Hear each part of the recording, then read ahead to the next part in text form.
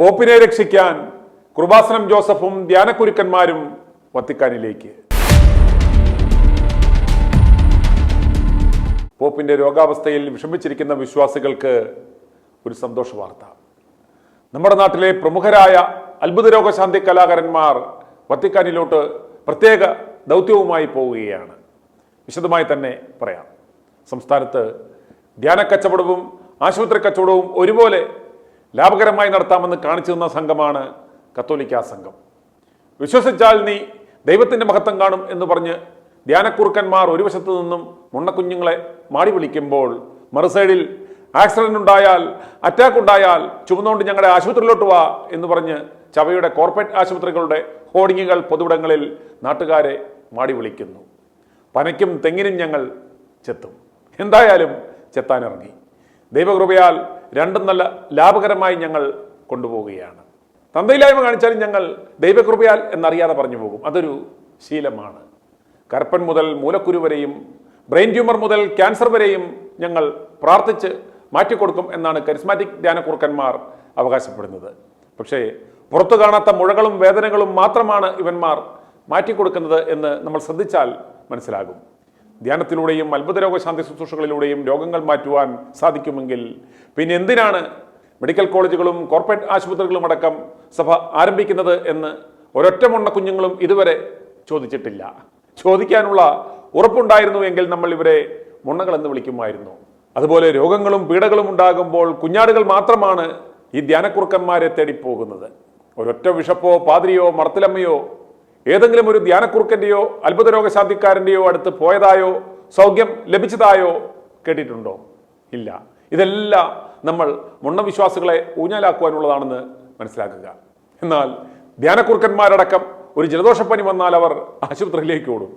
ദൈവത്തോട് ഏറ്റവും അടുത്ത് നിൽക്കുന്ന എന്ന് ഇവർ അവകാശപ്പെടുന്ന ഏതെങ്കിലും ഒരു മെത്രാനോ സഭാധ്യക്ഷനോ ഏതെങ്കിലും ഒരു ധ്യാനകേന്ദ്രത്തിൽ പോയി പ്രാർത്ഥിച്ച് സൗഖ്യം കിട്ടിയതായി കേട്ടിട്ടുണ്ടോ? ഇവർ പറഞ്ഞിട്ടുണ്ടോ?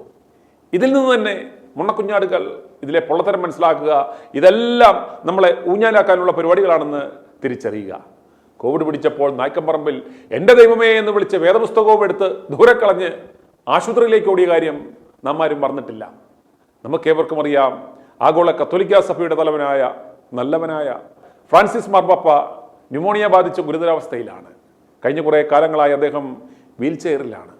ഈ മാസം 14-നാണ് പാപ്പയെ റോമിലെ ജമേലി ആശുപത്രിയിൽ പ്രവേശിപ്പിച്ചത്.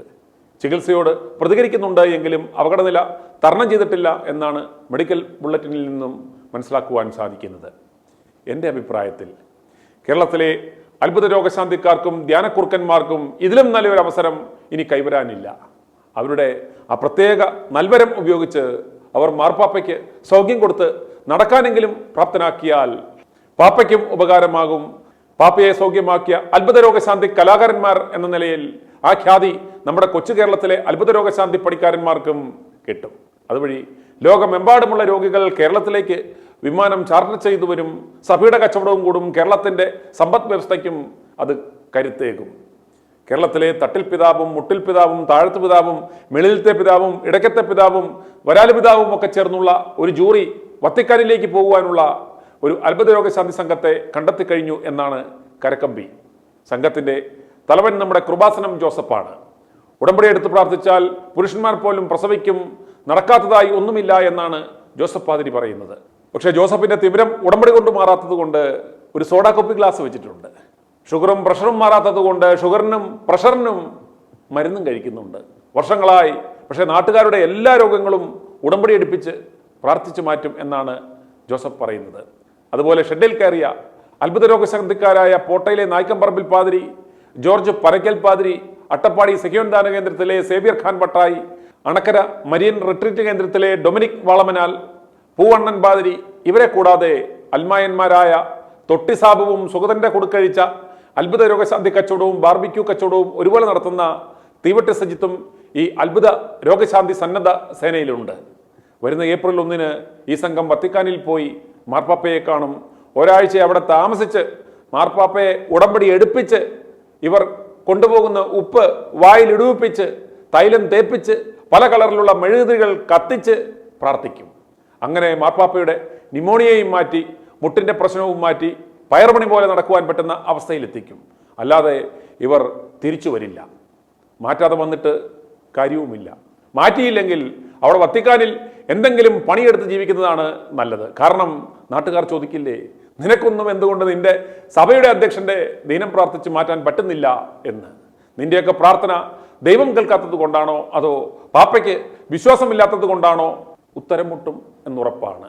പാപ്പയ്ക്ക് രോഗസൗഖ്യം കൊടുക്കാതെ മോന്മാരെ നിന്നെ ഒന്നും ഒരൊറ്റ എണ്ണത്തിനെയും ഈ കേരളക്കരയിൽ കണ്ടുപോകരുത്. മേലാൽ ധ്യാനമെന്നും അത്ഭുത രോഗശാന്തി ശുശ്രൂഷ എന്നൊക്കെ പറഞ്ഞ് നിന്റെയൊക്കെ ഉടായ്പുമായി ഇറങ്ങിയാൽ ജനങ്ങൾ നിന്റെയൊക്കെ കാലിൽ പിടിച്ച് വലിച്ച് രണ്ടായി കീറും. അതുകൊണ്ട് ആദ്യം പോപ്പിനെ പോയി കണ്ട് സൗഖ്യം കൊടുത്തിട്ട് മതി നിന്റെയൊക്കെ ഇവിടുത്തെ അടുത്ത പരിപാടി.